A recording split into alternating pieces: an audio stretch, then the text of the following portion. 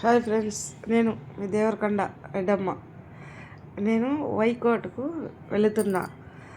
అదే మా కోడలు మా మనవరాలతో బస్సులో అట్లాగా చూసొద్దామని మా బంధువులు వాళ్ళ ఇంటికి, మా కోడలు వాళ్ళ పిన్ని వాళ్ళ ఇంటికి వెళ్తున్నాము. మా మనవరాలు తీసుకొని బయలుదేరినాము. మా మనవరాలు ఇంత బాగా ఆడుకుంటానదో చూడు, చిన్నపిల్ల. మా కొడుకు కారులో వదులుతాలేమ్మా అన్నా కానీ వద్దని చెప్పని బస్సులో బాగుంటుందని మా పాపతో తీసుకొని వెళ్ళినాము అక్కడికి, వైకోటకు. మేము ఎంత బాగా అది ద్రాక్ష నాకు తినిపిస్తూ ఉండదు నా చిన్న పాప. చూడు, ఆమెకి నేను పెడతా ఉంటే ఆమె నాకు తినిపిస్తుంది తీసుకొని వచ్చి. దానికి చాలా చాలా ఇష్టం నేనంటే. నా మనవరాలకి అమ్మ అమ్మ అని ఉంటుంది. ఒక్కొక్కసారి కూడా నానమ్మ నానమ్మ అని పిలుస్తుంది చాలా ముద్దుగా. ఆ పల్లెటూరులో అదే మా కోడలు వాళ్ళ పిన్ని వాళ్ళ ఇంటికాడ రేగి చెట్టు ఉండింది. ఆ చెట్టు కాయలన్నీ మాగుండాయి, తీసుకోపండి అక్క అనింది మా కోడలు వాళ్ళ పిన్ని. వాళ్ళ చెట్టుకు మా అన్ని కాయలన్నీ కట్టి తీసుకొని కొడుతున్నాం వాళ్ళ ఇంటికాడనే, మా పక్కన వాళ్ళ ఇంటి వెనకాల. చూడు ఎంత దండిగా మాగినాయి రేణికాయలు అయితే వాళ్ళ చెట్టు కాడ.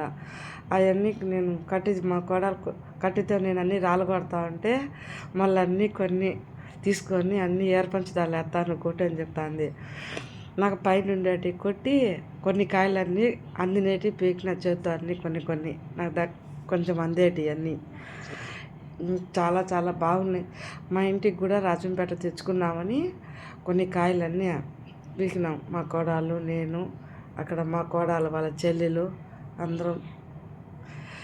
బాగుంటుంది ఫ్రెండ్స్. అక్కడ పల్లెటూరులో కథే వేరు.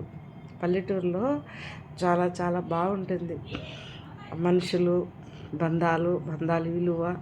ఇప్పుడు మన టౌన్లో ఏముంటుంది, అదే పల్లెటూరులో పెట్టినామనుకో ఎలా పిలవాలా వరుసలు పెట్టి అన్నీ పిలుస్తారు.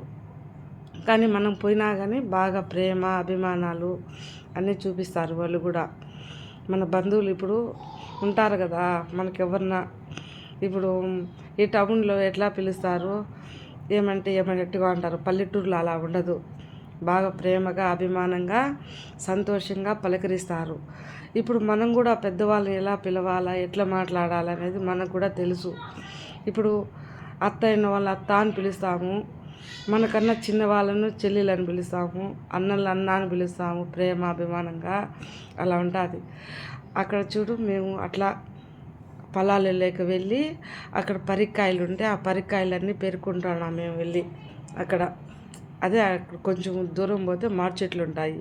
ఆ మామిడి చెట్ల దగ్గర అంతా కటవలో పరిక్కాయలు రేణికాయలు అన్నీ ఉన్నాయి.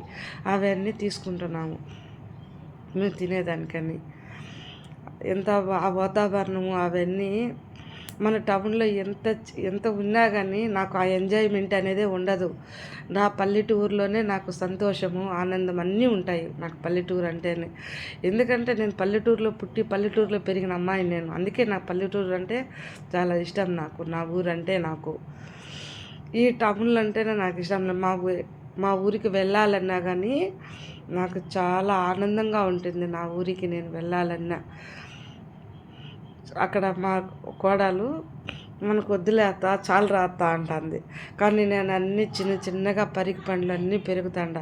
5 సంవత్సరానికి ఒక్కసారే కాసేది. చూడండి ఎలా కలే పండ్లు లాగా ఉంటాయి ఆ పరిక్కాయలు. భలే టేస్టీగా ఉంటాయి ఆ పండు తింటా ఉంటే. అవన్నీ దండిగా పెరుగుతానని చెప్పి మా కోడలికి అన్నీ పట్టుకోమని చెప్తాను నేను అన్నీ పీకిస్తాను, మీరు చేత పట్టుకోండి అని. వాళ్ళన్నీ పైట్లో వేసుకుంటాను. అది మా కోడలు పరికి పళ్ళు. మీరు ఎప్పుడన్నా తిన్నారో లేదో ఫ్రెండ్స్ తెలియదు కానీ